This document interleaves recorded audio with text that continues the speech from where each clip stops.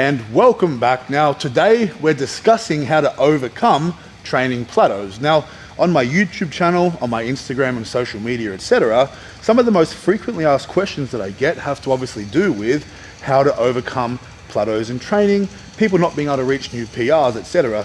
They're getting stuck. So for today's video, I'm going to address the 5 most common plateaus that I see people come across and tell you exactly how to destroy them. That's my goal for today. So if you think it'll help, hang around, let's get it.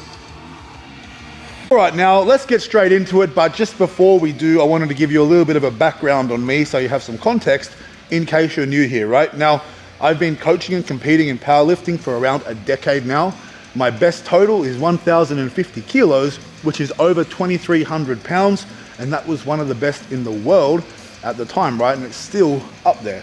So I have some experience. Obviously, I've come across almost every plateau you can imagine in my time training, and I've also managed to overcome them. So I want to share my knowledge with you today. Now, the first one, and I'll keep in mind, right, some of these are obvious, some won't be, but the first one I think is a little obvious, but that is not enough food.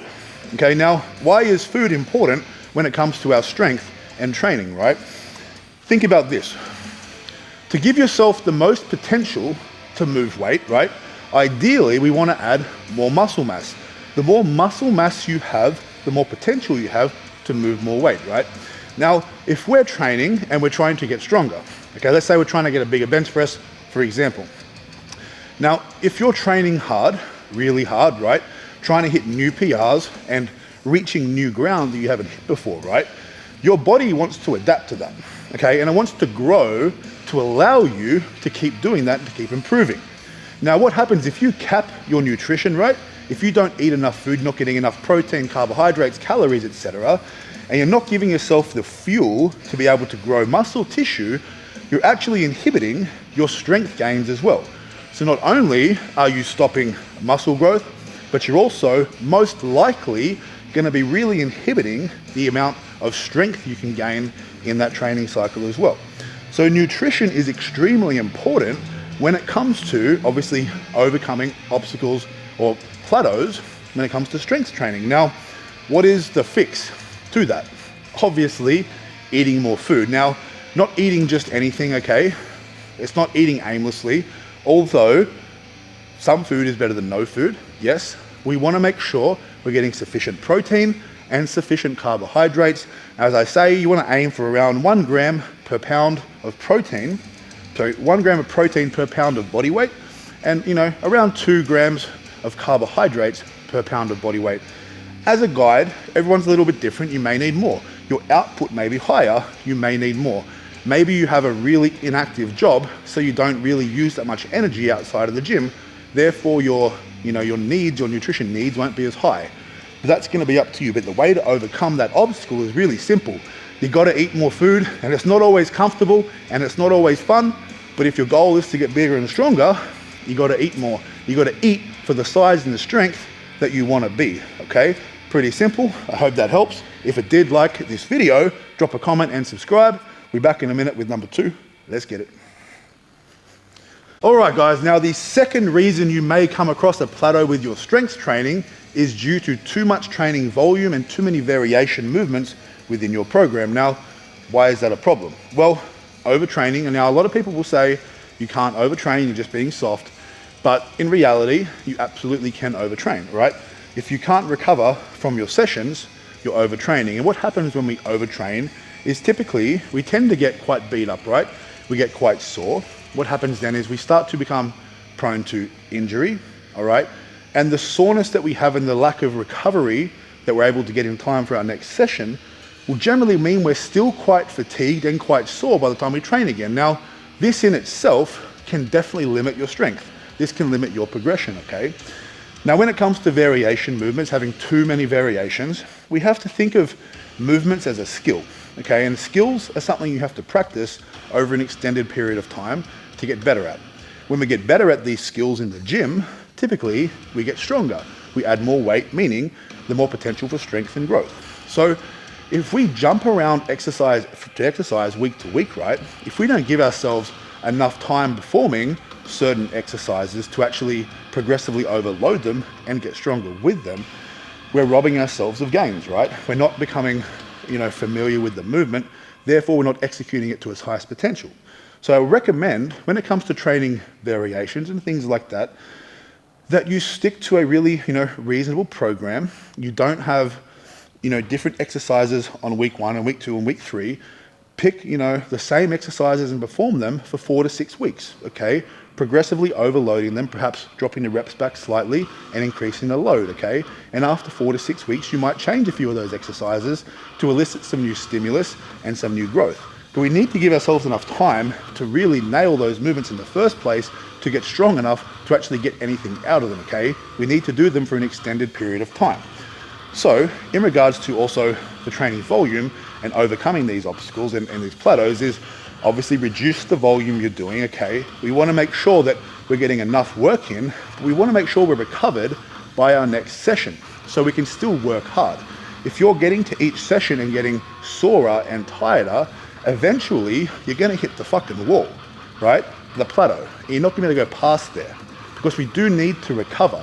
Recovery is extremely important when it comes to muscle growth and strength. If you're not recovering, you're not going to get stronger, you're going to get broken.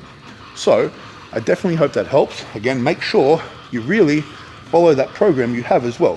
4 to 6 weeks at least of consistent variation movements and exercises before you progress them. Now, if anyone has any, questions about programming or you struggle to do your own programming, keep in mind on my website I have squat, bench and deadlift programs. They are programs I run myself here on YouTube. So if you want to see if they work, go and check my playlist out. My website is cultstrength.square.site. I'll be back in a minute with number 3. Let's get it. All right, now the third reason you may come across a training plateau is shit technique. You may have shit technique. Now that's not an attack on you.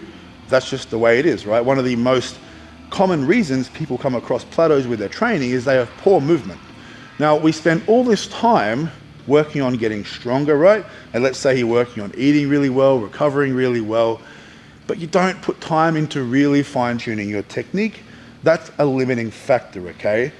I see a lot of really strong guys, okay? And they are really strong, but they could be so much stronger if they took some time to really refine and work on their technique. Now, something that I see very commonly, and a lot of people come to me with this, and they say that they're hitting rep PRs quite comfortably. They might hit a 5 rep max or a 3 rep max. But when they attempt a 1 rep max, they miss it and they fail. Why is that? Now, 99% of the time, it's because they haven't improved their technique. Okay, so they can get away with a 3 rep max or a 5 rep max because it's generally considerably lighter. They can muscle it up. But what happens is when you start giving that person more weight than they can handle and they can't maintain good technique, that all goes out the window and they can no longer just muscle up all this weight, right? They haven't put the time into transferring their new strength into their technique. So that's why it's important, right? When you start a program, when the weights are lighter at the beginning of a program, that's when you need to prioritize movement. Spend time analyzing how you're moving, analyze your technique, okay? Because if you can't lift light weights perfectly, I'm telling you right now, you're gonna really struggle to hit a new 1 rep max at the end of your training cycle. You need to really work on making just small improvements even, right? Improvements, full stop. Even a little will help you a lot. If you don't make small improvements in those early stages of your training, do you really think you're going to get better at lifting weights when it gets heavier? That's just wishful thinking, right? As I always say, wish in one hand and shit in the other and see which one fills up first. You're going to have a handful of shit. I guarantee it. So early in your training programs, if you want to overcome or even avoid this plateau altogether, respect movement, okay? Take time to refine your technique. It's boring. I'm not saying it's fun. Not all of this is fucking fun, right? But if you want to be as strong as you can possibly be, you must be ultimately strong and ultimately technical, okay? And I'm a pretty big, strong guy. I'm over 140 kilos. As I said, 1,050 kilogram powerlifting total.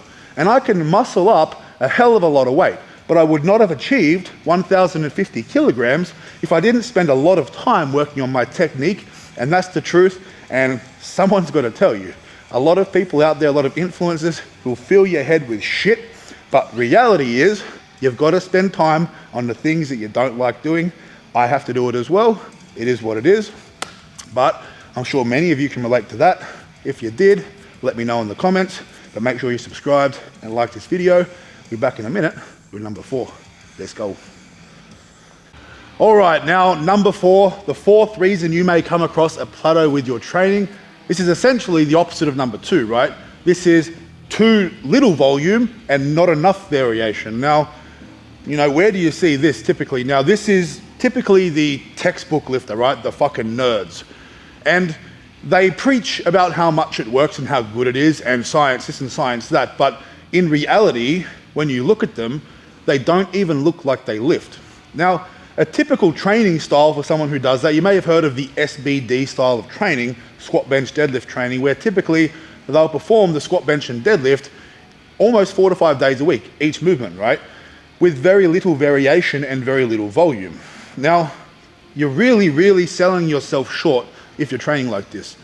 To build a well-balanced, obviously physique and well-balanced strength, we need to train variations. We need to train different movements, different angles, and not just the barbell. We need to use dumbbells, and it's good to utilize machines and cables as well, right? The more tools we can utilize, the more well-rounded our approach to building our strength and our physique is going to be. So that's really important. So if you're not doing enough volume, and how would you know you're not doing enough volume? Well, I mean, that's going to be up to you. You definitely have to leave the gym feeling like you've trained, right? As I said before with number 2, it's easy to overtrain. You can leave the gym feeling absolutely battered and destroyed. The opposite of that would be leaving the gym feeling like you've hardly worked out. That's not ideal either. You still want to go to the gym. You still want to get a good workout in. You still want to work hard, right? Working hard is important if you want to achieve something. A lot of people will tell you that you don't have to work hard to achieve what you want. And that's like, you know, what the textbook lifters are. They're like doing the bare minimum, the absolute bare minimum to achieve a sweet fuck all, in my opinion. And I really don't like it. It's boring as hell, and I don't think it's setting you up for gains into the future. Will you get stronger? Yeah, of course. Will you get bigger? A little bit, but not that much. You know what I mean? It's not a well-rounded approach. It's definitely not the best way to go. So how can we overcome this?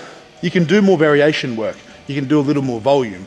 If you're coming in doing squat, bench, and deadlift, maybe don't do SBD every day. Maybe don't do those movements every single day. As I recommend, I think people should bench press twice a week, all right?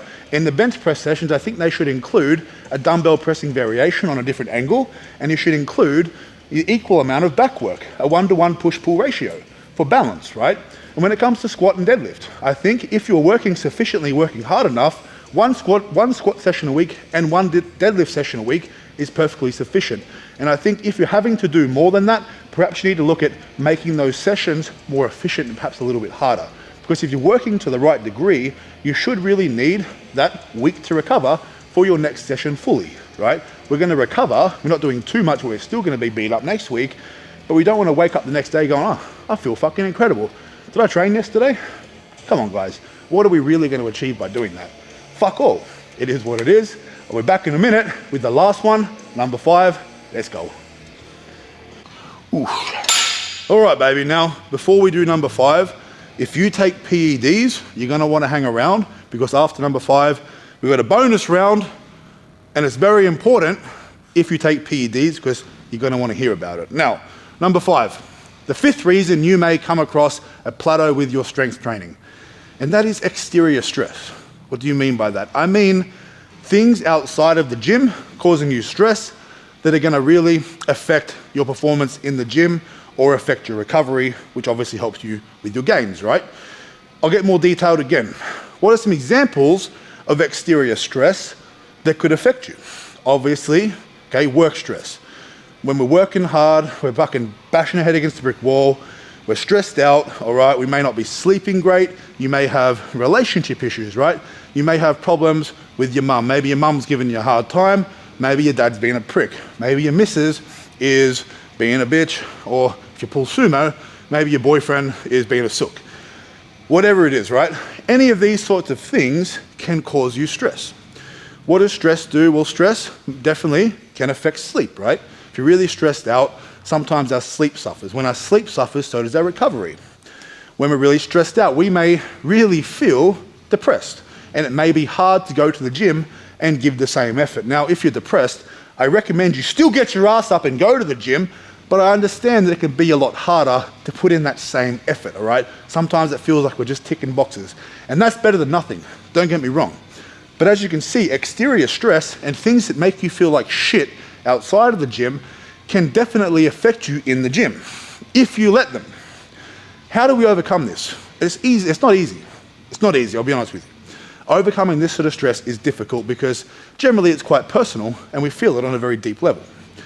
But we need to learn that when we come to the gym, we have to leave all that shit at the door. You have to understand why you're coming here. Why am I coming to this fucking place to put myself through suffering and pain voluntarily? Because you have goals, because you want to get bigger, you want to get stronger, and it's important to you. And do you want to let people outside of you dictate your success? Absolutely fucking not, right? You're in control of that. You're absolutely in control of that. Now, it's not easy, as I said. Having that sort of emotional and mental control takes a lot of discipline, all right? It takes a lot of practice, but it can be done. But there's other ways as well. Obviously, you can eliminate stresses, all right? If you have a toxic relationship, obviously, people are in toxic relationships and they can be hard to get out of as well.